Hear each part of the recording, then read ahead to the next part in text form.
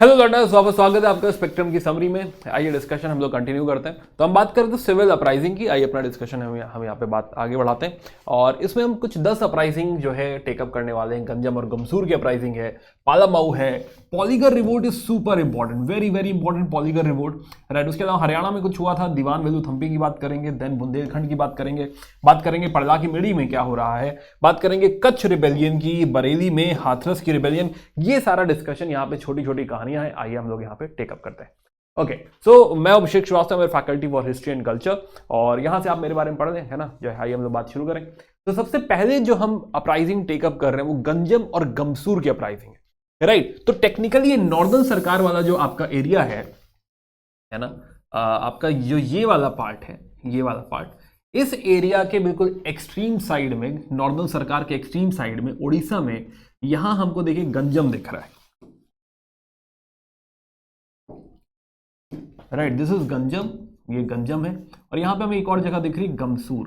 तो पहला हम ये थोड़ा सा इंपैक्ट समझने की कोशिश करेंगे कि यहां पे क्या हो रहा है। लास्ट वीडियो में हमने इसी एरिया में विजयनगरम की बात करी थी, राइट। विजयनगरम कहानी और आगे बढ़ाते हैं, थोड़ा सा बात करते हैं जो है गंजम और गमसूर की। नॉर्दर्न सरकार में एक डिस्कशन हम पहले भी कर चुके हैं। Now before I go head, मैं थोड़ा सा जो है एक छोटी सी बात आपको और बताना चाहूंगा कि जो है जो बैकग्राउंड का हम लोग डिस्कशन कर रहे थे, बैकग्राउंड की जो हम बात कर रहे थे, राइट। तो बैकग्राउंड में वी मस्ट अंडरस्टैंड कि 1800 से 1800 एक्चुअली काफी हॉटस्पॉट है। 1800 अगर आप नोटिस करेंगे तो एक्चुअली काफी बड़ा हॉटस्पॉट है 1800। रीजन वाई, क्यों 1800 के आसपास इतनी ज्यादा जंग हो रही है। पहली बात, अगर मैं 1800 मार्क करूं तो 1800 कहीं ना कहीं 1799 की इवेंट, यानी मैसूर को जो हराया गया है, फोर्थ बैटल। तो टीपू सुल्तान की जो डेथ है, राइट, 1799, ये साउथ में काफी टर्मोइल क्रिएट कर रही है, राइट। इस एरिया के टर्मोइल का, इनफैक्ट नॉर्दर्न सरकार एंड ऑल, इस एरिया के टर्मोइल का एक बड़ा इंपैक्ट, बड़ा रीजन अगर हम समझें तो वो है फोर्थ बैटल, मैसूर बैटल, जो है मैसूर की चौथी बैटल, जिसमें टीपू हार जाते हैं, राइट, और टीपू की डेथ हो जाती। तो एक ये बड़ा इंपॉर्टेंट इवेंट है। ऑलरेडी माहौल खराब चल रहा था 1792 से, जब टीपू थर्ड बैटल हारे थे, राइट। नाउ 1792 1800 ये ऑलरेडी काफी जो है यू कैन से काफी टफ टाइम चल रहा है। और इसी टाइम में एक और चीज अगर हम समझें तो इसी टाइम में टिल 1805 एग्जिस्ट करते हैं आपके वेलीजली, रिचर्ड वेलीजली। अब रिचर्ड वेलीजली एक चीज लेकर आ गए हैं विच इज सब्सिडरी अलायंस। तो ये एक नई पॉलिसी लेकर आ गए, सब्सिडरी अलायंस। अब ये स्टेट्स के साथ पहले सब्सिडरी अलायंस कर रहे हैं, और फिर जब वो पैसा नहीं दे पा रहा है तो वो बेचारा रिवोल्ट कर रहा है, उसके पास ऑप्शन ही क्या है, तो भिड़ेगा, राइट, है ना। तो यहां पे हम समझें तो वेलीजली का होना एक मेजर जो है इशू है। दूसरा, इसी पॉइंट पे एक और बात हम समझें तो यही इन्हीं के टाइम में 1803-5 में इस पॉइंट पे आपकी सेकेंड बैटल ऑफ मराठा भी हो रही, एंग्लो मराठा। तो एंग्लो मराठा जब हो रही है और मराठास ने जब सब्सिडरी ट्रीटी साइन करनी पड़ गई है, तो इनके मराठा राज्य से भी जो रिलेटेड लोग हैं, तो बाकी इधर उधर या सेंट्रल इंडिया में जो हमें इश्यूज नजर आ रहे हैं, बुंदेलखंड एंड ऑल, कहीं ना कहीं वो इसका रिपरकशन है। तो ये इस आप समझेंगे कि 1800 के आसपास आपको ज्यादा जो है हीट नजर आती है, ज्यादा जो है रिवोल्ट नजर आते हैं। हम लोग पिछली क्लास भी अगर हम देखें तो वहां भी 1800 के आसपास हम लोग ढूंढिया वाक की बात भी कर रहे थे, राइट, है ना। ये सब थोड़ा डिस्कशन हमने पहले भी किया है। यहां भी हम समझेंगे कि मेजर रीजन जो है ये कहीं ना कहीं ये दो चीजें, दो बैटल और दूसरा सब्सिडरी अलायंस, और कहीं ना कहीं ये आगे की कहानी, आगे की रिवोल्ट्स को जन्म दे रहा है, स्पेशली जब हम बात कर रहे हैं सिविल अपराइजिंग्स की, राइट। इसी मुद्दे के साथ जो है कहानी और आगे बढ़ाते हैं। तो अभी हम बात कर रहे हैं फिलहाल थोड़ा सा साइड की बात कर रहे हैं, जो है नॉर्दर्न सरकार की। यहाँ पे फ्रेंच का बड़ा जो है वर्चस्व हुआ करता था, और इसीलिए ब्रिटिश इस एरिया को सबड्यू करने की कोशिश कर रहे थे, इस एरिया पे कंट्रोल जमाने की कोशिश कर रहे थे। उसी का आफ्टर इफेक्ट हमें ये सब देखने को मिल रहा है। तो देखिए यहां भी जो बैटल हम देख रहे हैं ये 1800 पे ही देख रहे हैं। तो 1800 काफी हमें हॉटस्पॉट टाइप का नजर आ रहा है, काफी हीटेड जोन नजर आ रहा है। आइए समझते हैं यहां पे क्या हुआ, गंजम और गमसूर की बात करते हैं। नाउ गंजम और गमसूर अगर हम देखें तो पहली बात वी मस्ट अंडरस्टैंड कि ये वाला जो गंजम और गमसूर का जो टॉपिक है, नॉर्दर्न सरकार रिलेटेड है एक बात, बट ये गंजम का जो है इस एरिया में एक जमींदार है स्त्रीकर भंज, राइट, स्त्रीकर भंज।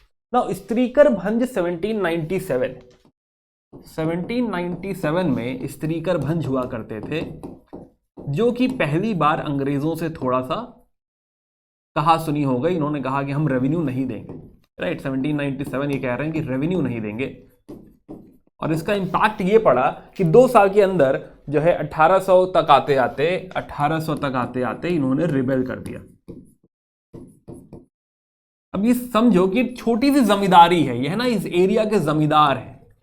तो हम लोग पहले भी बात कर रहे थे पिछले वीडियो में कि हाँ ये जो सिविल अपराइजिंग्स है उसमें कहीं ना कहीं पीछे जमीन है ना, फ्यूडल एलिमेंट है या सेमी फ्यूडल एलिमेंट है। ऐसे जो जमींदार हुआ करते थे, छोटे राजा जो हुआ करते थे, उनकी लड़ाइयां हैं। तो वैसे ही हमें एक छोटे जमींदार यहां पे नजर आ रहे हैं, स्त्रीकर भंज। तो उन्होंने पहले जो है मना किया कि भाई हम नहीं देंगे, आपको रेवेन्यू नहीं देंगे, पैसा नहीं देंगे इस एरिया में। और फिर उन्होंने रिवोल्ट ही कर दिया, और यहां पे उनको अच्छा खासा सपोर्ट भी मिला। तो उनको यहां पे एक लीडर सपोर्ट कर रहे हैं, जलानी देव। कहां से है? विजयनगरम से। यानी कि इस एरिया में कहीं ना कहीं ऑलरेडी टर्मोइल एग्जिस्ट कर रहा है। एक और लीडर उनको सपोर्ट कर रहे हैं, जगन्नाथ देव। प्रतापगिरी से हैं जगन्नाथ देव प्रतापगिरी। ये मैं क्यों नाम ले रहा हूं? लीडर्स थोड़ा सा नाम सुने रहे, बाई चांस कहीं अगर हमें देखने को मिला तो हमें ये हेल्प करेगा। तो 1804 में अगर हम समझेंगे तो 1804 में जगन्नाथ देव पकड़े भी जाएंगे और इनको भेज दिया जाएगा मसूलीपट्टनम 1804 में। यानी 1804 तक आते आते इस रिवोल्ट पर काफी हद तक काबू पा लिया गया। मसूलीपट्टनम इनको भेज दिया जाएगा, राइट। नाउ यहां पर ये जो जमींदारी है, ये जमींदारी आगे इन्हीं के बेटे जो हैं 1807 से रफली 1807-8 से 1807 लिख लीजिए, 1807 से 1815 इनके जो बेटे हैं, स्त्रीकर भंज के बेटे वो टेकअप कर लेंगे कि नहीं भाई हमको जमींदारी चाहिए। इनका नाम है धनंजय। तो धनंजय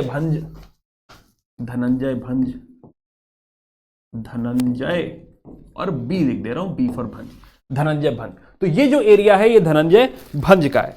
बट धनंजय भंज भी जो है इसको टेकअप ठीक से कर नहीं पाएंगे, यहां उनकी भी अंग्रेजों से बनेगी नहीं। इनिशियली वो जो है जमींदारी तो अपने हाथ में ले लेंगे, ये एरिया अपने कंट्रोल में ले लेंगे, बट इस एरिया को कंट्रोल कर पाना या बेसिकली अंग्रेजों के साथ दोस्ती कर पाना, अंग्रेजों से निभा पाना, उनको पैसा देना, नहीं, ये इतना आसान काम था नहीं। तो इवेंचुअली वापस ये जो जमींदारी है ये 1819 से 1830 तक वापस स्त्रीकर भंज के ही पास आ जाएगी।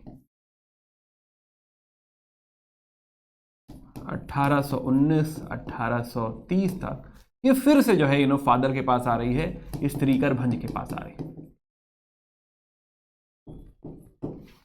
राइट, है ना। अब यही शफल है जो एक बार हमें देखना है कि हाँ ये वापस स्त्रीकर भंज के पास होगी।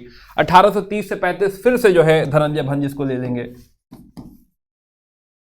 1830 से 35 1830 35। तो ये देखो फादर सन, तो वापस सन के पास ये आ गया है धनंजय भंज। बट 1835 में उनकी डेथ हो जाती है। और आगे की जो रिवोल्ट है, अब क्या है कि इस एरिया में अगर आप समझिए तो ये खाली गंजम और गमसूर की कहानी नहीं है। ये जो एरिया है ये आसपास के लोग भी इसे सपोर्ट कर रहे हैं, है ना। इस एरिया के, इस जो है रिवोल्ट को, इस जो है आग को आसपास के लोग भी सपोर्ट कर रहे हैं, राइट। तो यहां पे 35 पे जब धनंजय भंज की जो है डेथ होगी और ये जो रिवोल्ट है, ये रिवोल्ट कहीं ना कहीं सब लीडरलेस हो रही है। At this point of time we will see एक और लीडर का नाम आता है, लीडर दोरा बिसाई। तो 35 to 37 भी रिवोल्ट चल रही है और यहां पे एक लीडर का नाम आ रहा है डोरा बसई, राइट, है ना। Pardon me for pronunciation, right. तो दोरा बसई, तो यहां पे दोरा बसई भी जो है, दोरा बिसई कहना चाहिए, बिसई स्पेलिंग BI, बिसई। तो ये भी एक अच्छी लीडरशिप प्रोवाइड कर रहा है। ये जो जिस ट्राइब को बिलोंग करते हैं एक्चुअली उस ट्राइब को बोलते हैं कांधा।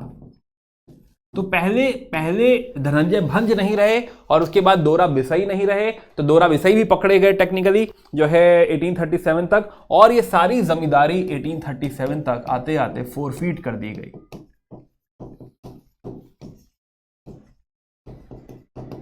बट अगर आप समझने की कोशिश करिए तो ये मेजर रिवोल्ट हिस्सा है। राइट, है ना। अगर आप समझिए तो ओवरऑल ही ये समझिए 30-40 साल डिस्टर्बेंस रहा है ना, स्टार्टिंग फ्रॉम 1897, राइट, या रफली अगर आप 1797 या रफली 1800 याद कर लीजिए, तो 1800 से 1830 तक हमें ये रफली डिस्टर्बेंस नजर आ रहा है, कंटिन्यूस डिस्टर्बेंस नजर आ रहा है in this small area Ganjam and Ghumsur. क्या ध्यान रखना है, हमें ध्यान रखना है कि हाँ 1800 के पहले क्वार्टर में, अब देखिए फाइनली क्या ध्यान रह जाएगा, फाइनली हमें यह ध्यान रह जाएगा कि गंजम गमसूर एरिया में पहले क्वार्टर में, राइट, 1800 के बाद पहले क्वार्टर में या 1835 तक रफली ये एरिया डिस्टर्ब्ड था because of the revolt of zamindars, है ना। कौन कौन से जमींदार, स्त्रीकर भंज हैं, धनंजय भंज हैं, राइट, दोरा बिसई हैं, राइट, जिलानी देव हैं, देन जो है जगन्नाथ देव की हमने बात करी। तो ये 3-4-5 लीडर्स हमारे जहन में रहेंगे, हमें याद रहेगा ये एरिया, हमें याद रहेगा रफली टाइम एंड दैट्स इट। इससे ज्यादा क्या हमें बॉल टू बॉल, हाँ पहली बार पढ़ रहे थे तो थोड़ा बॉल टू बॉल हमने देखा, कहांगे हमारी टाइमलाइन, राइट, तो हमने बॉल टू बॉल देखा, बट अदरवाइज ये बॉल टू बॉल हमें रटना नहीं कि कौन आया कौन नहीं गया। It's a very small event with respect to pan India अगर हम देखें उस हिसाब से, अदरवाइज लोकली तो काफी अच्छी इवेंट है, काफी बड़ी इवेंट है। बट यस, तो this was first revolt Ganjam और गमसूर में, जो हमने वही 1800 पे पिन किया कि 1800 काफी हॉटस्पॉट था, हीटेड स्पॉट था, और वहां से रफली ये कहानी चालू हो रही, राइट। आगे बढ़ते हैं, बात करते हैं पालामऊ। अगेन एक छोटी सी अपराइजिंग पालामऊ में, पालामऊ अभी पालामऊ है कहां, पहले जो है लोकेशन फिक्स करते हैं। पालामऊ अगर हम समझें तो पालामऊ रफली अगर मैं ऐसे झारखंड बना दूं तो पालामऊ टेक्निकली दिस डिवीजन पालामऊ। तो इस एरिया में हमें वापस एक रिवोल्ट देखने को मिल रहा है, रिबेल देखने को मिल रहा है, और इस रिबेल को लीड कर रहे हैं भूखन सिंह। ये बिलोंग करते हैं चेरो ट्राइब को, चेरो। तो हो सकता है आपसे सवाल चेरो नाम से भी पूछा जा सकता है, तो यहां पे चेरो ट्राइब है, राइट, है ना।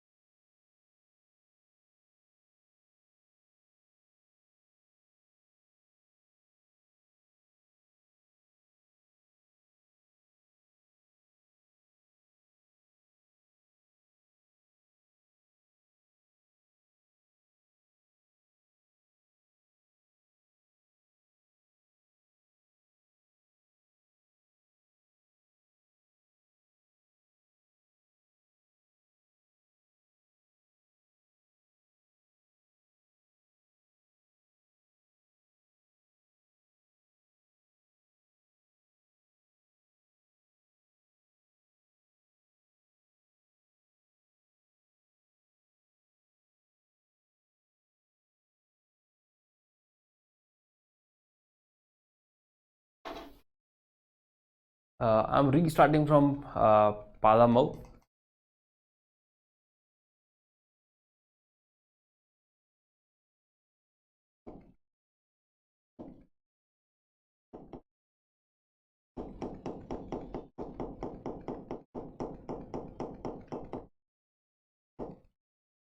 तो वहां यहां से पैच आप दोबारा कर दिएगा, right, whosoever is editing, thank you. Okay, so Palamau, तो झारखंड में ये वाला जो एरिया है वो है पालामऊ, और यहां पे लीड कर रहे हैं भूखन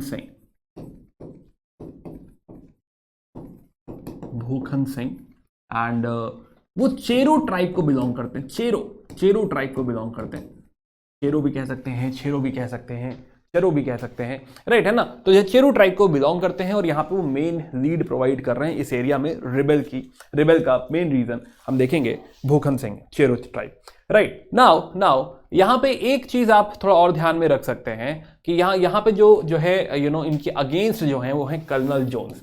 हालांकि इतना यूपीएससी नहीं पूछेगा, बट कर्नल जोन्स जो है यहाँ पे आएंगे, इस पूरे को सबड्यू करेंगे। हमने बात करी थी कि हर रिवोल्ट का एंड वही होता है कि हाँ भाई कोई मिलिट्री एक्शन होगा और उसको दबा दिया जाएगा। तो हाँ, तो इस एरिया को, इस रिवोल्ट को दबा दिया जाएगा। तो ये छोटी सी रिवोल्ट थी, रिवोल्ट ऑफ पालामऊ, ये पालामऊ का किला है, राइट, है ना। और ये सरगुजा, एक और चीज लिखी हुई है सरगुजा टेक्निकली छत्तीसगढ़ में पड़ेगा, रफली ये एरिया है सरगुजा।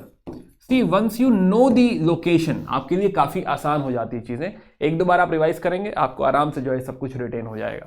चलिए, ओके, तो बात करिए, हमने पालामऊ की बात करी, आगे बात बढ़ाते हैं, बात करते हैं पॉलीगर्स रिवोल्ट की।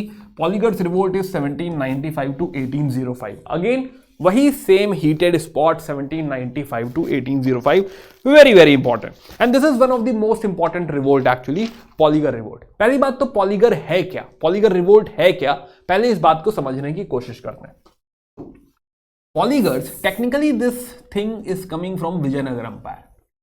विजयनगर अंपायर जब हुआ करती थी तो विजयनगर अंपायर में एक सिस्टम हुआ करता था, नायक सिस्टम, हमारा नायक का सिस्टम, पहले नायक लिखते हैं खाली, नायक सिस्टम। नायक सिस्टम क्या होता था कि भाई किसी एरिया में लेट्स से ये एक प्रोविंस है और ये जो एरिया था इसे कहा जाता था हमारा, और ये दे दिया जाता था किसी नायक को as a maybe governor. और यहां पर है ना, उन्हीं को पॉलीगर भी कहते थे, पलायगार,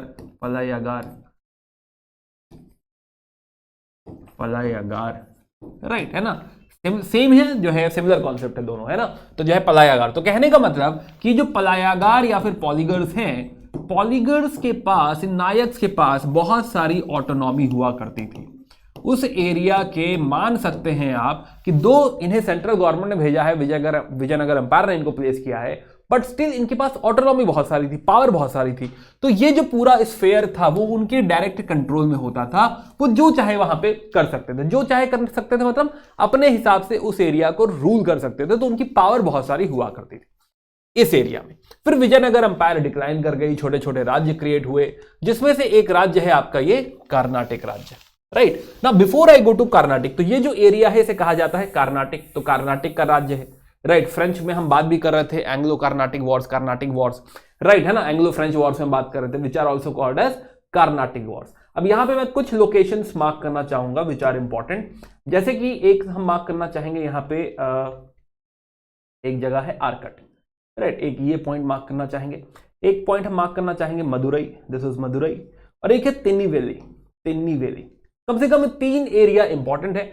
अदर देन दैट, अंग्रेजों के हिसाब से अगर आप समझिए तो मद्रास एक्चुअली ये जगह उनको इन्होंने दिया है, राइट, है ना, कर्नाटक का ही पार्ट है मद्रास। अगर आप देखें तो मद्रास, राइट, मद्रास है यहाँ पे, यही वो फ्रेंच की कॉलोनी भी है पौंडीचेरी।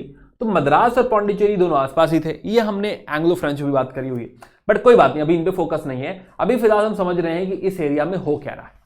अब इस एरिया में जो पॉलीगर्स हुआ करते थे, जिनकी जो लोकल चीफ मान लीजिए, लोकल गवर्नर मान लीजिए, जिनकी पावर अच्छी खासी किसी जमाने में हुआ करती थी, राइट, है ना। अब यहां पर अंग्रेजों की एंट्री जब होगी, राइट, ब्रिटिशर्स जैसे जैसे अपना स्फीयर ऑफ इन्फ्लुएंस यहां पे बढ़ाने लगेंगे, यहां के जो लोकल लीडर्स हैं, पॉलीगर्स हैं, उनको बुरा लगेगा, राइट, है ना। तो 1781 में आप समझिए कि आर्कट का जो नवाब है, आर्कट के नवाब ने कर्नाटक की काफी पावर, है ना, स्पेशली तिनेवेली की अगर आप बात करिए तो काफी पावर अंग्रेजों को दे दी यहां पे, राइट, मैनेजमेंट यहां पे अंग्रेजों को दे दिया, ईस्ट इंडिया कंपनी को दे दिया।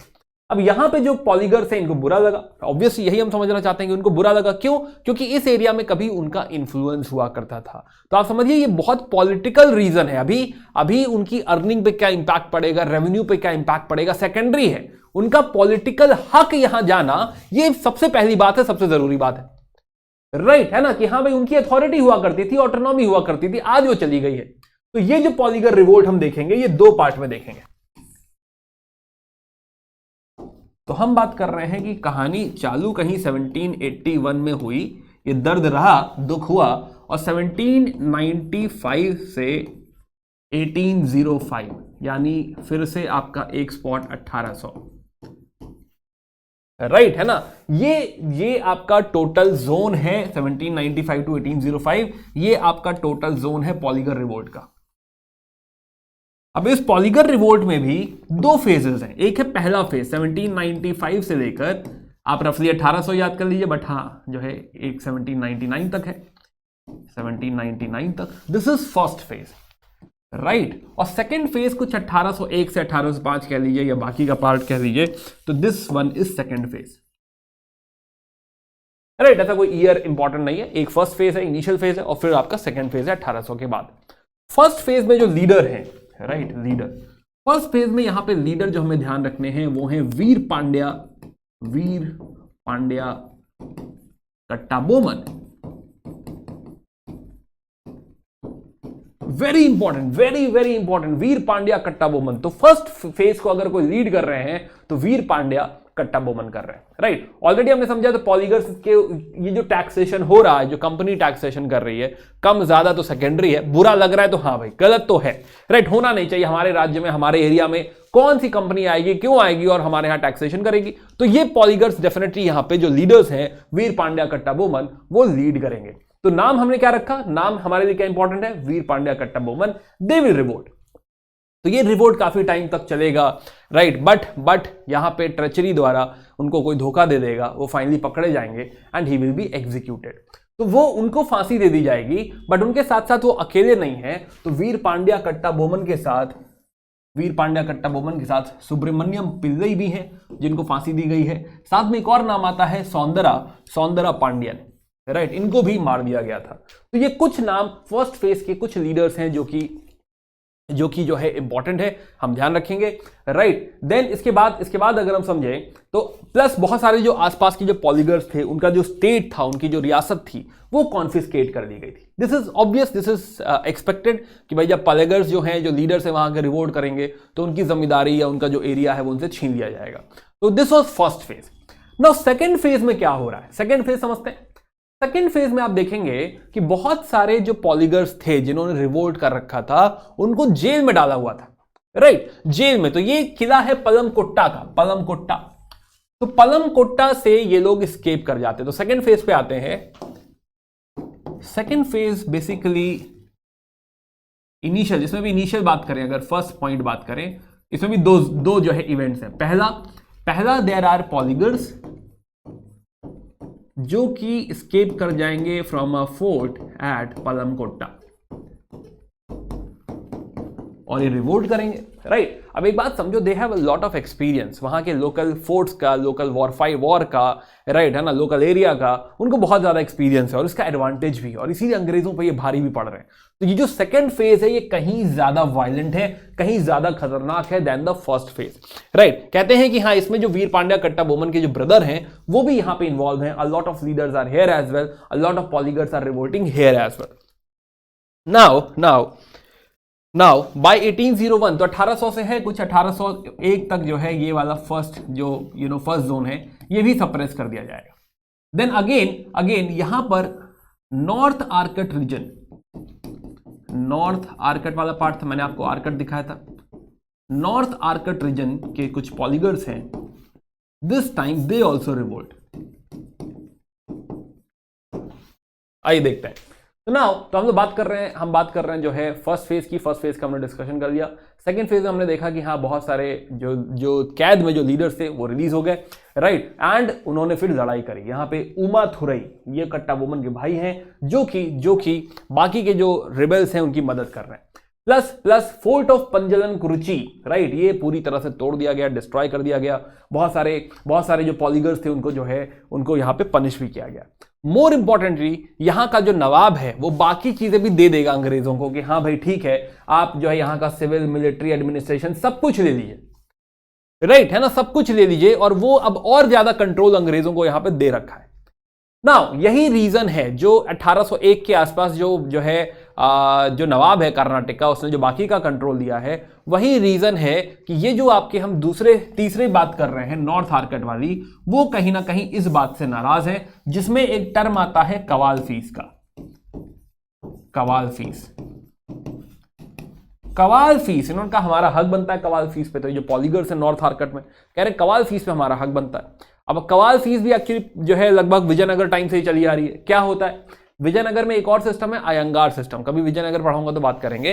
बट उसमें क्या होता है कि हाँ जो है जो लोकल्स होते हैं गांव में, तो लोकल ऑफिसर्स होते हैं और उनको कुछ जमीन दी जाती है अपनी देखरेख करने के लिए एज अ सैलरी। उसी का ऑफशूट है कवाल। कवाल फीस होता है कि भाई कवाल होता है वॉच मतलब कि भाई हम आपके जो भी जमीन है, जो भी प्रॉपर्टी है, उसकी सिक्योरिटी प्रोवाइड करेंगे, उसके ध्यान रखेंगे, देखरेख करेंगे, है ना, ध्यान रखेंगे कि हाँ सेफ रहे वो, एंड उसके बदले हम कुछ फीस लेंगे। तो कवाल फीस या कवल फीस जो है, kaval fees is about protection, is about providing you safety, security, right. अब यहां पे लफड़ा फंस जाता है कवाल फीस का। आइए समझते हैं नॉर्थ आर्कट, हम बात कर रहे हैं कवाल फीस की, राइट, कवाल फीस। तो नाउ अब यहाँ पे कवाल फीस जब इनसे छीन ली जाती है, पॉलीगर से ये भी छीन लिया जाता है, जो कि बहुत ही मियागर, बहुत ही लास्ट माइल है उनकी पूरी पावर में, तब यहाँ के जो पॉलीगार्स हैं वो भी काफी नाराज हो जाते हैं और लड़ाई करते हैं। तो then there are poligars, again सारे नाम रटने की जरूरत नहीं है, बट नॉर्थ आर्कट के पॉलीगर्स जो हैं वो भी यहाँ पे रिवोल्ट कर देंगे। नाउ अब इसके बाद अंग्रेज अपने मिलिट्री एक्शन से सबसे पहले उनको सप्रेस करेंगे। बहुत सारे पॉलीगार्स को कंसीलिएट कर लेंगे, बहुत सारे पॉलीगार्स को जो है मद्रास भेज देंगे, कहेंगे यहीं रहोगे आप, कॉन्फिस्केट कर लेंगे, हाउस अरेस्ट, है ना, कि हाँ भाई जो है हथकड़ी नहीं बांधी, हाउस अरेस्ट कर लिया कि आप यहां से कहीं नहीं जा सकते, राइट, दोबारा हमारे खिलाफ कहीं जाके आप रिवोल्ट ना कर पाए, तो उनको हाउस अरेस्ट कर लिया जाएगा।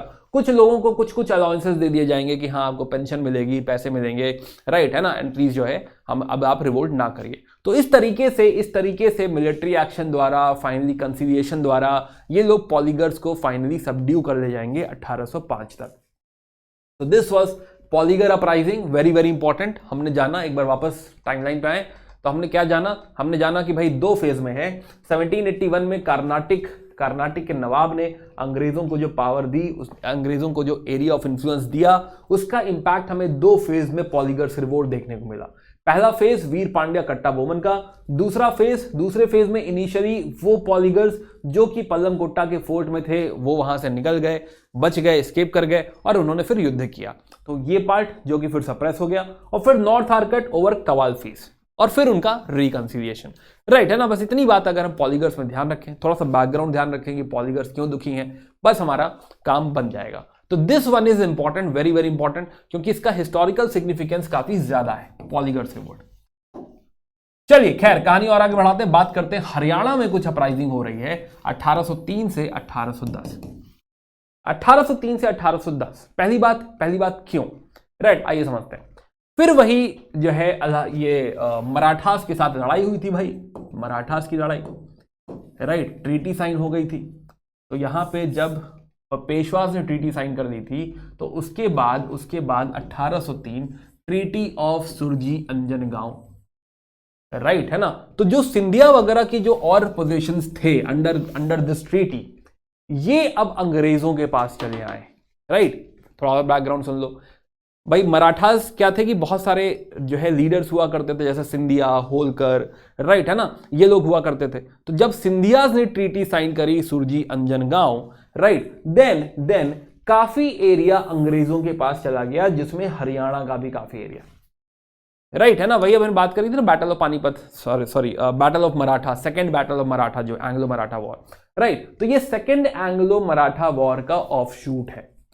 अब इसमें हो क्या रहा है कि जब ये वाला एरिया, दिल्ली के आसपास का एरिया इनके कंट्रोल में आने लगा, तो हुआ क्या इससे, आइए थोड़ा मैप पे दिखाता हूं मैं आपको, राइट। जैसे अब ये देखिए एरिया अंबाला, राइट, है ना। फिर यहीं कुरुक्षेत्र में ये है थानेश्वर, राइट, करनाल, ये सब क्या है, ये सब जो है अब इंपैक्ट हो रहे हैं। यहाँ के चीफ जो हैं वो लड़ाई लड़ रहे हैं, वो जो है आगे आ रहे हैं, कह रहे हैं हम नहीं मानेंगे, रेजिस्टेंस है। सिमिलरली और नाम अगर हम देखें यहाँ पे, तो एक जगह है हिसार, राइट, फिर यहाँ पर पड़ेगा भिवानी का रिवोल्ट, रोहतक। तो ये सारे जो एरियाज हैं, यहाँ के जो चीफ हैं, ये सारे अफेक्टेड हैं, है ना। अगर आपको दिखाई नहीं दे रहा तो मैं लिख दूं, हिसार लिखा हुआ है ये, this one is Bhiwani circle के अंदर, एंड ये वाला क्या है, रोहतक है ना। प्लस यहाँ पे कुछ छोटी छोटी जगह और भी है, जैसे कि ये एक पॉइंट है जिसका नाम है रनिया, ये है सिरसा, और ये है पॉइंट फतेहाबाद।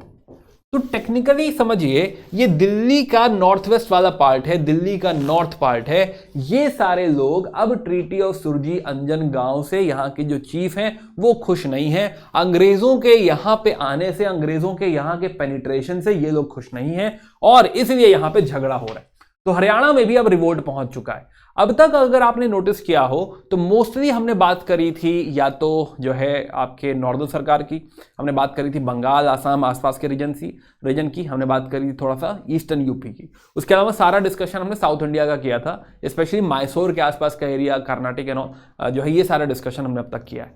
बट अब आप समझिए, तो अब थोड़ा सा जो है ये जो मराठास को हराने के बाद जो फायदा हुआ है, अब 1800 के बाद ये स्प्रेड कर रहे हैं किस तरफ, ऊपर नॉर्थ इंडिया साइड में, नॉर्थ वेस्टर्न साइड में स्प्रेड कर रहे हैं। तो यहां पे यहाँ के जो लोकल चीफ्स हैं, यहाँ के जो लोकल थाने जो है जमींदार वगैरह हैं, लोकल हेड्स से हमें कुछ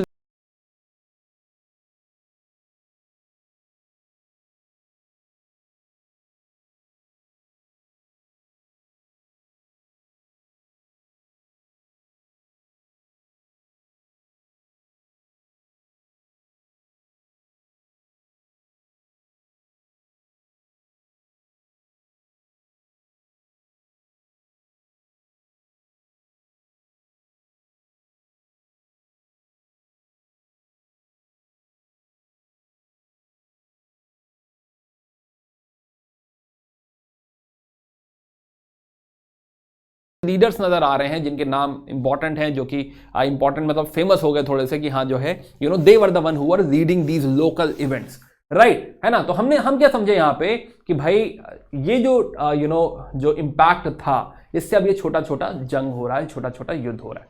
अब इसका क्या फर्क पड़ा, अब अंग्रेजों को लगा कि भाई जो है हमें रोकना पड़ेगा, तो पहले कुछ छोटे छोटे मिलिट्री एक्सपेडिशंस भेजे, छोटी छोटी टुकड़ियां भेजी, सॉल्व कर पाए, नहीं सॉल्व कर पाए। फाइनली 1809 में एक बड़ी आर्मी भेजी गई अंडर एडम्स, राइट। तो देखिए फतेहाबाद, सिरसा, रनिया, तो कम से कम इस वाले पार्ट को इन्होंने कंट्रोल कर दिया। एडम भेजे गए, एडम ने कम से कम ये वाला पार्ट कंट्रोल किया। बट क्या ये सब कंट्रोल था भी? नहीं, ये अभी भी जो है फुल्ली कंट्रोल में नहीं आया हुआ है। वापस समझते हैं, राइट ना। तो भिवानी, रोहतक, ये सब अभी भी जो है अपना रिबेलियन कंटिन्यू करेंगे। अब परेशान होके इस समय गवर्नर जनरल हैं लॉर्ड मिंटो, राइट। तो लॉर्ड मिंटो कहेंगे नहीं और बड़ी फोर्स भेजो, तो 1810 में अगले साल और बड़ी फोर्स भेजी जाएगी। ऑफ कोर्स जो है लिमिट है, एक लोकल चीफ कितनी देर लड़ाई कर सकता है, कितना जो है युद्ध कर सकता है, इस बात की लिमिट है। और जब ये बड़ी फोर्स आएगी under Gardner, no name is important over here, but हाँ अंडर गार्डनर जब एक बड़ी फोर्स आएगी, तब ये जो बाकी के जो राज्य हैं, रोहतक, भिवानी एंड ऑल, ये सब लोगों, इन सब राज्यों पर भी, इन सब लोकल पॉइंट्स पर भी कंट्रोल कर लिया जाएगा, राइट, है ना। तो finally Bhiwani will be captured, है ना, ब्लडी बैटल है ना। और जो है हर बैटल का हमने देखा कि अंजाम ऑलमोस्ट एक ही है। एक फोर्ट है हंसी पे, राइट, इस फोर्ट को वो लोग अपना मिलिट्री कैंटोनमेंट बना देंगे, कहेंगे बढ़िया जगह मिल गई है तो हमारा एरिया है, मिलिट्री कैंटोनमेंट क्रिएट कर देंगे। तो ये थी आपकी हरियाणा की भिवानी की अपराइजिंग। आइए बात और आगे बढ़ाते हैं। तो हमने ये हरियाणा की अपराइजिंग बात कर ली है। बात करते हैं दीवान वेलू थम्पी, वापस थोड़ा साउथ चलते हैं, वही एरिया 1808 1809। कहां की बात हो रही है? ट्रावेनकोर की बात हो रही है ना, केरला की बात हो रही है। आइए समझते हैं। तो दीवान वेलू थम्पी, ना यहां पर एक छोटा सा राज्य है Travancore, this is Travancore, right, Travancore. अब यहीं के एक दीवान है, दीवान वेलुथम्पी। पर ये तो दीवान है, दीवान मतलब प्राइम मिनिस्टर कह लो, वजीर कह लो, है ना, कि हाँ जो कि फाइनेंस मेनली देख रहा है, उसकी बात है। तो यहां पे हीरो एक्चुअली प्राइम मिनिस्टर है, ना कि राजा, ध्यान रखने लायक बात है। तो यहां पे दुखी होकर, है ना, हो क्या रहा है, 1805 में इन्होंने भी सब्सिडरी अलायंस साइन कर ली ट्रावेनकोर ने, राइट। महाराजा ऑफ ट्रावेनकोर ने वही वेलीजली और उनके साथ क्या साइन कर लिया? सब्सिडरी अलायंस, राइट, है ना, यही हम बात कर रहे थे। अब जब सब्सिडरी अलायंस साइन कर लिया तो इनसे मांगे गए क्या? पैसे। अब महाराजा ऑफ ट्रावेनकोर क्या करे, पैसा मांगा जा रहा है, तो महाराजा ऑफ ट्रावेनकोर ने कहा फिर लेकर आओ, किसानों से लेकर आओ, है ना। तो ऑपरेशन चालू हुआ, किसानों का ऑपरेशन चालू हुआ। क्या ये सही था? वजीर ने कहा नहीं, ये नहीं सही है, मैं इसके साथ नहीं हूं, मैं इसके साथ अलाइन नहीं हूं। और यहां पर उन्होंने डिक्लेयर कर दिया कि हम लोग जंग करेंगे। तो एक जगह है कुंदारा, तो कुंदारा में इन्होंने जो है टेक्निकली डिक्लेयर कर दिया, है ना, इसी एरिया में टेक्निकली डिक्लेयर कर दिया कि भाई हम जो है अब हम इसके साथ नहीं है, हम इसके अगेंस्ट में आर्म्ड रिबेलियन करेंगे, राइट। इनको लोगों का सपोर्ट मिला, जो आर्म्स जो है नायर ट्रूप्स थे वहां पे, राइट, नायर्स का इनको सपोर्ट मिला एंड इन्होंने रिवोल्ट कर दिया। दुख की बात यह है कि महाराजा ऑफ ट्रेवनकोर को जहां पर अपने राज्य को सपोर्ट करना चाहिए था, महाराजा ऑफ ट्रेवनकोर दूसरी साइड जाके मिल गए। तो फाइनली जो है आसान तो नहीं है, छोटा सा राज्य है, बड़ी सेना है, 1810 का टाइम है, तो अंग्रेज काफी स्ट्रांग हो चुके हैं, ऑफ कोर्स भारी पड़े और यहाँ पे दीवान वेलुथम्पी ने अपने आप को ही मार दिया, राइट है ना, एंड फाइनली जो है रिबेलियन दबा दिया गया। तो ये छोटी सी जो है हीरोइक गाथा दीवान वेलुथम्पी की ट्रेवनकोर से, छोटी सी कहानी है, ध्यान रखेंगे। एक कीवर्ड है कुंदारा प्रोक्लेमेशन, है ना, ये ध्यान रखिएगा। बाकी दीवान वेलुथम्पी, कुंदारा प्रोक्लेमेशन, बाकी सारी कहानी अपने आप याद आ जाएगी। चलिए ओके, तो बात करते हैं डिस्टर्बेंसेस इन बुंदेलखंड। तो बुंदेलखंड में भी यही कहानी है कि छोटे छोटे इधर उधर, है ना। अब इसमें हम डेफिनेटली थोड़ा बहुत सेंस निकाल सकते हैं कि क्यों है, बट हो क्या रहा है कि दबाया कहीं भी गया है लेकिन उसका इंपैक्ट कहीं पड़ रहा है ना। तो इसीलिए एकदम से आप नहीं कह सकते कि इसी की वजह से ये हुआ, इसी की वजह से ये हुआ, टाइम लगेगा, है ना। कभी आपने पुश किया लेकिन उसका इंपैक्ट आने में भी टाइम लगेगा। तो इसीलिए एकदम से सारी बातें हम ये नहीं कह सकते कि हाँ इतना कॉज एंड इफेक्ट है, बट फिर भी we will try to make sense इतनी सारी अलग अलग रिवोल्ट्स का। या तो बुंदेलखंड की बात करते हैं, ये भी देखिए वही 1808 1812, राइट है ना, सिमिलर जोन 1810 के आसपास हम देख रहे हैं, 1808 1812 में बुंदेलखंड। तो देखिए ये किसका इंपैक्ट है, ये एरिया भी सेकेंड एंग्लो मराठा वॉर का इंपैक्ट है, राइट। अब ये बंगाल के अंदर आ रहा है ये एरिया, कौन सा एरिया, बुंदेलखंड। बुंदेलखंड बोले तो झांसी हो गया आपका, जो है इंपॉर्टेंट फेमस में अगर हम देखें तो सागर हो गया, राइट है ना, इधर जो है छतरपुर वगैरह हो गया, छतरपुर, राइट, टीकमगढ़, ललितपुर, तो ये सारा जो एरिया है, राइट, ये आता है ना यूपी के जस्ट नीचे जो एरिया है, यूपी और एमपी का जो बिल्कुल इंटरसेक्टिंग पॉइंट है बीचों बीच, right, that part is Bundelkhand, है ना। झांसी से ध्यान रख सकते हो, कम से कम झांसी बुंदेलखंड में आ रहा है। तो बुंदेलखंड एरिया अब किसके अंडर आ चुका है, अब आ चुका है ये मद्रास प्रेसिडेंसी के अंदर, मद्रास प्रेसिडेंसी, बंगाल प्रेसिडेंसी। कहने का मतलब अब बंगाल भी यहां पे अपना रूल लाने की कोशिश करेगा, तो वही ऑपरेशन, वही पैसा निकालने की कोशिश करेगा। जब यहां पर आप एंटर करने की कोशिश करेंगे तो क्या यहां के जो लोकल चीफ हैं वो भी बुरा मान जाएंगे, कहेंगे हाँ बुरा मान जाएंगे। इस एरिया में कुछ 150 किले हैं, बहुत सारे चीफ हैं, 150 फोर्ट। तो अब जो है ये जब चीफ लड़ाई लड़ेंगे तो कोई किसी फोर्ट का हेड है वो वहां से लड़ाई करेगा, कोई किसी फोर्ट का हेड है वो वहां से लड़ाई करेगा, right. But eventually we know कहानी क्या है, सप्रेशन की, वो सप्रेस कर दिए जाएंगे या फिर उनके साथ एग्रीमेंट हो जाएगा, इकरारनामा, राइट है ना। इकरारनामा कोई अलग से बहुत बड़ा टेक्निकल वर्ड नहीं है, इसका मतलब एग्रीमेंट, इकरार हो गया, एग्रीमेंट हो गया, है ना, कि हाँ भाई आप लोग लड़ाई नहीं करेंगे, बदले में कुछ पेंशन है, बदले में कुछ अलाउंसेस हैं, वो आपको रिटर्न में दे दिए जाएंगे, but otherwise will not fight, है ना। क्यों, क्योंकि इनको फाइट द्वारा जनरली हरा दिया जाएगा। तो यहां पे कुछ लीडर्स का नाम आता है, जैसे लक्ष्मण दवा है अजयगढ़ फोर्ट के, दिस इज अजयगढ़ फोर्ट, दरिया सिंह है कलंजर फोर्ट के, गोपाल सिंह है, राइट है ना। ये कुछ नाम हल्के फुल्के ध्यान में रहे तो ठीक है, अच्छी बात है, राइट है ना, जो है आपको हेल्प करेंगे। चलिए, तो ये बुंदेलखंड के डिस्टर्बेंस की हमने बात करी, कहानी और आगे बढ़ाते हैं, बात करते हैं पड़ला की मेड़ी आउटब्रेक, दिस इज 1813 to 34, है ना, ये भी लंबा चल रहा है। वो कहां है, वही गंजम डिस्ट्रिक्ट, पड़ला की मेड़ी, राइट, गंजम डिस्ट्रिक्ट, यानी कि फिर से हम कहां पहुंचे, वहीं पहुंचे।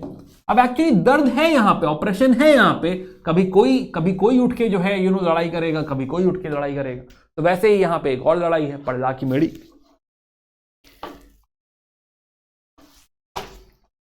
या तो पड़ला की मेड़ी आउटब्रेक। अब इसमें कहानी में जो है एक नाम अगर आप ध्यान रखें तो सफिशिएंट है, उसके अलावा कुछ और ध्यान दिमाग में नहीं डालना है हमें, राइट है ना। यहां पे एक राजा है पड़ला की मेड़ी में, पड़ला की मेड़ी के राजा नारायण देव, राइट है ना। अब नारायण देव कहेंगे नहीं हम नहीं मानते भाई ये एरिया कैसे आप हमारे अंडर ले सकते हैं, है ना, जो छोटे राजा हैं, तो पड़ला की मेड़ी के राजा हैं, कैसे आप हमारे जो है एरिया को ले सकते हैं। तो ये रिवोल्ट कर देंगे।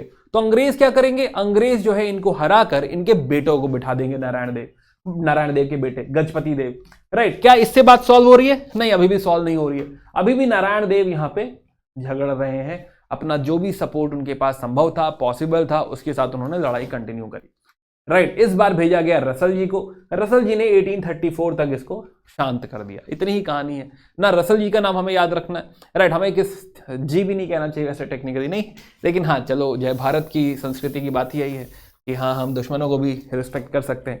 चलिए खैर, तो जय फिलहाल नारायण देव, तो नारायण देव हम ध्यान रखेंगे कि इज अ लीडर पड़लाकी मेड़ी आउटब्रेक में खाली नारायण देव, अगर आपको ध्यान है, छोटे जमींदार, छोटे राजा, जो कि यहाँ पे युद्ध करते रहेंगे, लड़ाई लड़ते रहेंगे। काफी लंबी लड़ाई है, 1813 से 1834 तक 20 साल ऑलमोस्ट इन्होंने स्ट्रगल किया है, रेजिस्ट किया है, राइट है ना। इसके अलावा और कुछ यहाँ पे ध्यान रखने लायक नहीं है। ओके, तो पड़लाकी मेड़ी की बात करी हमने, वापस गंजम गमसूर की डिस्ट्रिक्ट की बात करी। अब थोड़ा चलते हैं गुजरात, है ना, थोड़ा नया एरिया टच करते हैं, कच्छ एरिया में कच्छ रिबेलियन। देखिए भाई 1816 1832, कहीं ना कहीं ये मराठास का हारना जो है, आप देखेंगे कि मराठास का हारना बहुत सारे नए राज्य, बहुत सारे नए रिबेल्स, नए रिवोल्ट्स को लेकर आ रहा है। चलिए आइए समझते हैं। तो 1816 में,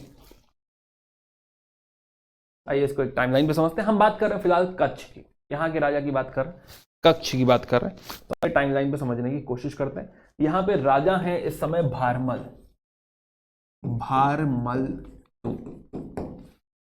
टू।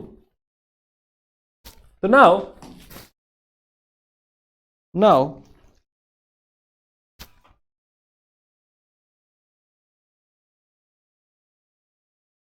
तो 1816 में एक ट्रीटी होती है, 1816 में एक ट्रीटी होती है बिटवीन भारमल एंड ब्रिटिश, और इस ट्रीटी के हिसाब से Bharmal was suppose to be powerful, power जो है वो भारमल के पास होनी चाहिए, राइट। ये डिस्कशन यहां पे हुआ था, राइट है ना। इस ट्रीटी में ऐसा नहीं था कि अंग्रेजों ने राज्य ले लिया था, अभी भी पावर भारमल के साथ एग्जिस्ट करती है। But Bharmal was being challenged by, Bharmal की परेशानी थी कुछ और चीफ, जो आसपास के चीफ थे वो भारमल, क्योंकि ये झगड़ा तो पड़ोसियों वाला झगड़ा था, ये तो कॉमन है, और ब्रिटिशर्स यहां पे इंटरवीन करते रहेंगे, कहेंगे हाँ तुम्हें सपोर्ट करते थे, तुम्हें सपोर्ट करते हैं, तो ब्रिटिशर्स का यहां पे इंटरवेंशन होता रहेगा ना। अब ये बात भारमल को बुरी लगेगी कि जब एक बार डिस्कशन हो गया कि हाँ पावर थ्रोन पर रहेगी, तो क्या बीच में थोड़ा थोड़ा करते रहते हो, राइट, कहां जाए तुम इसको इंटरफेयर कर रहे हो। तो यहां पे भारमल हो गए इनसे नाराज, राइट। एंड 1819 में उन्होंने डिसाइड किया कि भाई इनको बाहर निकाला जाए। तो 1819 में भारमल प्लस इन्होंने कुछ सैनिक जुगाड़े, तो अफगान सैनिक हैं, कुछ अफ्रीकन सैनिक हैं, राइट, और प्लस ये चीफ भी जो हैं वो सपोर्ट करेंगे यहां पे। ये सारे लोग मिलकर यहां पर अंग्रेजों के खिलाफ लड़ाई लड़ेंगे, राइट है ना। ध्यान रखिए कि हाँ ये बहुत छोटे छोटे राज्य हैं, राइट, इतना आसान यहाँ पे नहीं है ना, कि लड़ाई ठीक है, लेकिन हाँ 1819 unfortunately they will be defeated, हार जाएंगे यहाँ पर।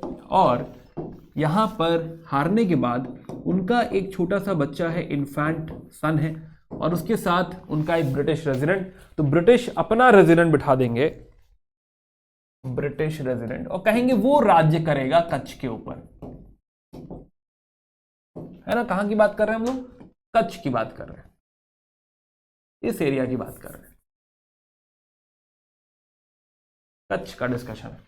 तो यहां पे ब्रिटिशर्स ने अपना एक रेजिडेंट बिठा दिया कि भाई हमारा आदमी अब यहां पे ओवरऑल डी फैक्टो रूलर बन जाएगा, वही पूरी देखरेख करेगा। इसके साथ एक काउंसिल भी है, रीजेंसी काउंसिल भी है, जिसको एडवाइस करेगी, राइट है ना। अब यहां पे जब ये रीजेंसी काउंसिल आई 1819 में, तब ये इन्होंने यहां पे अतरंगी चीजें ट्राई करी, राइट है ना, प्लस जिसमें उल्टी सीधी चीजें ट्राई कर रहे थे, जिसमें ऑफ कोर्स एक चीज कॉमन है, which is excessive land revenue, है ना, कि हाँ भाई जितना पैसा निकाल सकते हो निकालो।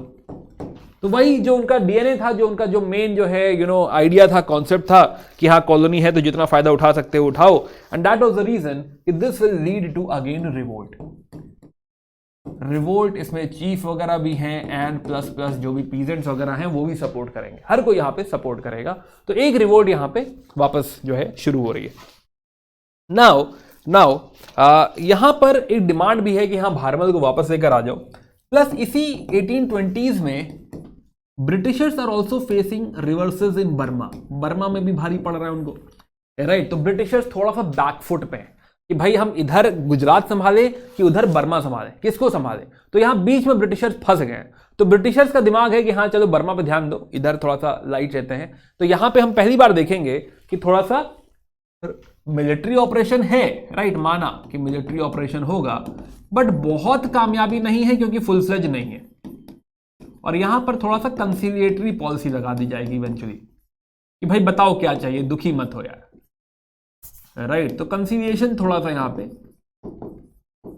हम देखेंगे कि हाँ पैसिफाई कर देंगे, सॉल्व कर देंगे कि हाँ जो चाहिए दे दो यार, लेकिन झगड़ा मत करो। तो कंसिलिएशन होगा और इस तरीके से जो कच्छ रिबेलियन है उसको फाइनली दबा दिया जाएगा।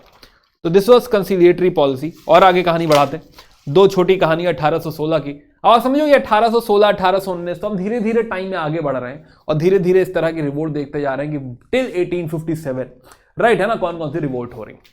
अगली रिवोल्ट बात करते हैं बरेली में, बरेली की रिवोल्ट है, राइट। आइए 1816।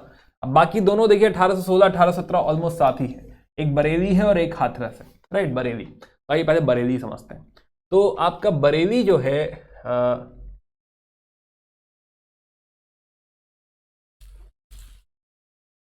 बरेली टेक्निकली जो है जब आप दिल्ली से निकलते हैं तो बीच रास्ते में लखनऊ के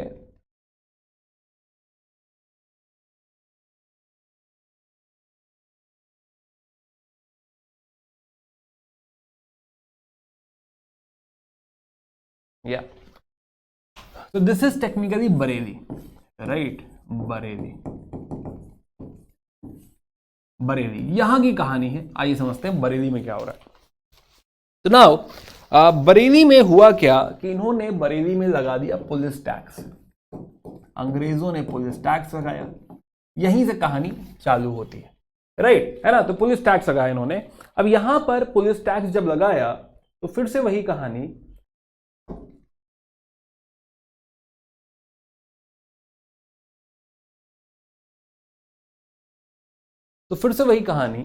कि जब बरेली में टैक्स लगाया गया तो 1816 में एक लीडर है यहां पे, मुफ्ती Mohammad.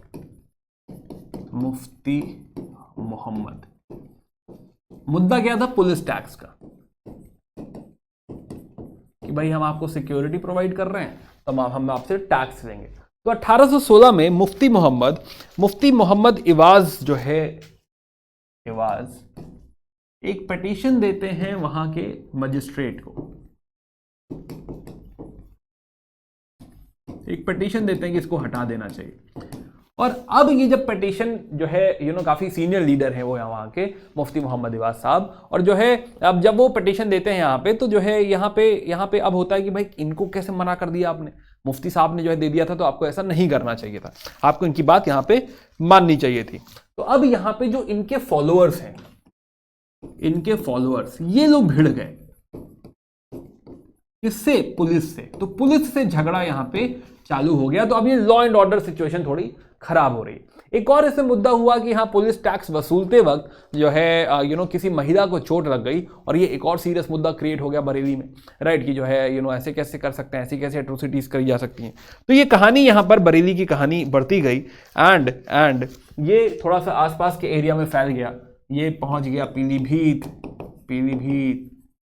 Shahjahanpur etcetera etcetera, right. तो ये थोड़ा सा और स्प्रेड होता चला गया, पीलीभीत वगैरह, शाहजहांपुर, रामपुर, इन सब एरिया में पहुंच गया। प्लस एक और इवेंट हुआ कि एक जज के बेटे को मार दिया गया। तो अब ये सिचुएशन आउट ऑफ कंट्रोल हो गई है, military operation, and we know उसके बाद क्या होता है ना। मिलिट्री ऑपरेशंस कराए गए और जो है इसके बाद वी अंडरस्टैंड कि हाँ इट विल बी हैंडल्ड, है ना, पर जो है दबा दिया गया। तो जो है ये 1816 की थोड़ी छोटी सी कहानी बरेली, राइट। दूसरा हाथरस की बात करते हैं। हाथरस 1817 साथ में और ऑलमोस्ट। पहली बात तो हाथरस है कहां पे? तो हाथरस समझिए, तो आप देखिएगा कि दिल्ली से अब थोड़ा सा अगर साउथ ईस्ट टाइप आप जाएंगे, राइट, तो यहां पड़ता है Agra, right, this part is Agra और अलीगढ़ के बीच में, दिस इज अलीगढ़, आगरा, अलीगढ़, और ये है मथुरा, राइट। तो ये एक ट्राइंगल ऑलमोस्ट बन रहा है, यहां पे पड़ता है हाथरस, राइट, है ना। कहां से? दिल्ली से हम बात कर रहे हैं, यहां पे दिल्ली है, और दिल्ली से north west side, south east side में आपको दिखेगा हाथरस। अब हाथरस तो टेक्निकली कहानी है, अलीगढ़ में एक तालुकदार है, अलीगढ़ के एक तालुकदार हैं,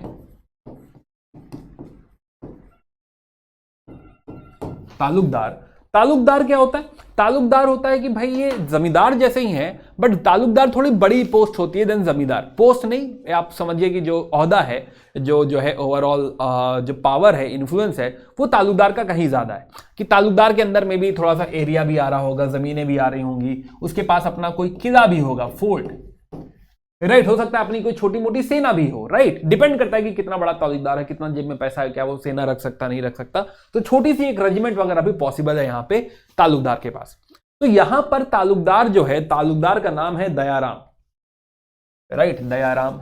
तो दयाराम एक तालुकदार है इस एरिया में, अलीगढ़ के तालुकदार हैं, और उनके पास एक किला है हाथरस में। तो एक स्ट्रॉन्ग फोर्ट है, स्ट्रॉन्ग किला है यहां पे हाथरस में। अब हो क्या रहा है कि ब्रिटिशर्स जब इनके साथ डील करते हैं, इनके साथ सेटलमेंट करते हैं, तो सेटलमेंट करते हैं as a farmer, as a peasant, कि हाँ भाई जो है आपकी इतनी जमीन है तो आपको इतना सारा जो है पैसा देना पड़ेगा, इतना सारा आपको रेवेन्यू देना पड़ेगा। तो रेवेन्यू सेटलमेंट जो यहाँ पे दयाराम के साथ किया गया है, revenue settlement as a farmer कर दिया गया है, राइट। बट हो क्या रहा है कि रेवेन्यू इतना ज्यादा पैसा इतना ज्यादा मांग लिया है कि यहां पे दयाराम इसको एक्चुअली चुका नहीं पा रहे, राइट। और फिर मजबूरी में क्या करेंगे, उनके जो दुश्मन होंगे उनको सपोर्ट प्रोवाइड करेंगे, राइट, और फाइनली लड़ाई कर लेंगे, तो किला भी है अपने पास और युद्ध हो जाएगा। तो ये जो युद्ध है, हाथरस वाला युद्ध, फाइनली सबड्यू कर दिया जाएगा, मिलिट्री ऑपरेशन दबा दिया जाएगा, एक किला ही तो है, राइट, है ना, हाथरस। तो this is how he will also be, जो है he will also come under britishers. Finally वो पेंशन वगैरह पे मान जाएंगे। Similarly there is one more leader जो है भगवंत सिंह, सिमिलर स्टोरी। भगवंत सिंह जो है खुद ही सबमिट कर देंगे कि हाँ ठीक है, क्यों ही झगड़ा करना है, तो ये आप फोर्ट रख लीजिए। तो ये कहानी हमने देखी, हाथरस की कहानी 1817 में। नाउ तो हमने ये पूरा डिस्कशन यहाँ पे कर लिया है, हमने 10 रिवोल्ट और बात कर ली है, कुछ रिवोल्ट और रह रही हैं अभी सिविल अपराइजिंग में। मैं कुछ पॉइंट छोड़ना नहीं चाहता, जब डिस्कस कर ही रहे हैं तो सारे ही डिस्कस कर लेते हैं, है ना, क्यों ही छोड़ना है, अपने पास यूट्यूब पे यही अपॉर्चुनिटी है, मौका है कि हाँ थोड़ा लिमिटेशंस कम है and we can discuss a lot of things, we can talk about a lot of things, and that is the reason I am taking all. आपको होमवर्क ना देके मैं खुद ही सारी डिस्कस कर रहा हूँ। कुछ कहीं सुना हुआ रहेगा तो कहीं टिक मार सकोगे, गलती से किसी ने पूछ दिया तो, राइट, प्लस एक आइडिया बने रहेगा कि हाँ यहाँ सुने थे, यहाँ पे जानते थे, तो टिक हो जाएगा, है ना। तो एक और काम यहाँ पे जो करना, एक टाइमलाइन बना देना। जैसे मैं इस वाली की आपको टाइमलाइन बना के अगर दिखाऊं, जो हमने आज डिस्कशन किया है इस चैप्टर की, राइट, तो आप इसको इस तरह बना सकते हैं कि शुरू करिए लगभग 1800 से, 1800 से, राइट, 1800, 1810, 1820, 1830, 1840, 1850, 1857, 1857 की कहानी। भले इतना स्केल बनाओ ना बनाओ, उससे कोई बहुत फर्क नहीं पड़ता, बट फिर भी just for the sake of convenience, right, है ना, 1840 तक। अब यहां पे हम अगर मार्क करना शुरू करें तो हमें रियलाइज होगा कि भाई एक तो हमने बात करी 1800 पे, 1800 पे ही हमने कहा ना काफी हीटेड है, तो 1800 पे ही गंजम गमसूर की बात करी हमने, प्लस 1800 पे ही हमने पालामऊ की बात करी, देख रहे हैं 1800 पालामऊ, राइट। दूसरी इंपॉर्टेंट बात, जो हमारी पॉलीगर वाली रिवोल्ट है, दैट इज 1795 से 1805 पॉलीगर, वो भी इसी के ऊपर पड़ रही, राइट। तो गंजम गमसूर भी, पॉलीगर भी और पालामऊ भी, तीनों ही वही 1800 की जोन में, ऊपर नीचे आगे पीछे, हमें समझ में आ रहा है। 1800 लास्ट वीडियो की हम बात करें तो हाँ जो है हमें जो है वाघ जो थे, लीडर जो थे मैसूर के, वो भी हमें यहीं पे दिख रहे हैं, मराठा लीडर थे वो। खैर, तो जो है हमें एक ये हमें यहां पे नजर आ रहा है, ये कुछ 3 इंपॉर्टेंट रिवोल्ट्स। उसके अलावा अगर हम देखें तो 1808 से 1812 का जोन जो है 08 to 1812, 1808 to 1812 हम बात कर रहे हैं बुंदेलखंड की, झांसी वाला जो इलाका था, बुंदेलखंड की हमने कहानी सुनी कि कहानी अब बुंदेलखंड पहुंच चुकी है, और हमने कहा था कि ये कहीं ना कहीं मराठास की लड़ाई की वजह से हो रहा है, राइट, है ना, बुंदेलखंड। तो बुंदेलखंड का हमने डिस्कशन किया था। देन 16-17, तो 16 इज बरेली, 16 पे बरेली, और देखिए आसपास के इलाके ही हैं, 17 पे हाथरस, राइट। तो बुंदेलखंड, बरेली, हाथरस, देख रहे हैं ये सब आसपास ही था, बिल्कुल बुंदेलखंड, बरेली, हाथरस, है ना। तो जो है ये तीनों एक साथ हम झगड़ा देख रहे हैं ना। 1816 में ही हमें कच्छ रिबेलियन भी नजर आ रहा है, कच्छ, और कच्छ रिबेलियन जल्दी चला भाई, आप सप्रेस नहीं कर पाए, तो ये 1832 तक जा रहा है, तो 10, 20, 30, तो लगभग जो है 1832 तक कच्छ में रिबेलियन भी हमें दिखाई दे रहा है। सिमिलरली एक और रिबेलियन 1813 में हमने बात करी थी 13 से, तो 13 से ये भी 34 तक जा रहा है, 1813 से 1834, राइट। और ये भी क्या था, पड़ला की मेड़ी, ये भी कहां, उड़ीसा में, राइट। हमने जो है एक राजा की बात करी थी, नरेंद्र देव, है ना, उनकी बात करी थी हमने, राइट। तो ये सारे रिवोल्ट हमने यहाँ पे समझे। पॉलीगर्स हमने ऑलरेडी बात कर ली, एंड हमने दीवान वेलुथम्पी भी 1808 में ही है। तो ये देखिए यही स्पॉट 1808 जो है, यही दीवान वेलुथम्पी का भी है। आप थोड़ा एक आध पेन यूज कर लीजिएगा, वेलुथम्पी, ट्रावेनकोर, राइट। तो देखिए पॉलीगर, ट्रावेनकोर, राइट, अनदर उड़ीसा, चीजें कनेक्टेड नजर आएंगे आपको कि हाँ है। अब एकदम से सब एक साथ एक ही साल में नहीं फट रहा है, बट वी आर सीइंग कि हाँ 1857 के ऊपर पहले ऐसी बहुत सारी छोटी मोटी हमें रिवोल्ट नजर आ रही हैं, राइट। अब तक हम टोटल 18 रिवोल्ट्स पढ़ चुके हैं। पिछले वीडियो में हमने 8 रिवोल्ट देखे थे, इस वीडियो में हमने फिर से 10 रिवोल्ट की बात करी है, और हम 6 चैप्टर पे हैं अभी स्पेक्ट्रम के।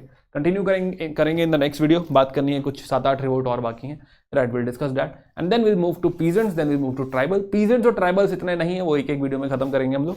And yeah see you again, bye bye, take care, keep learning, bye bye.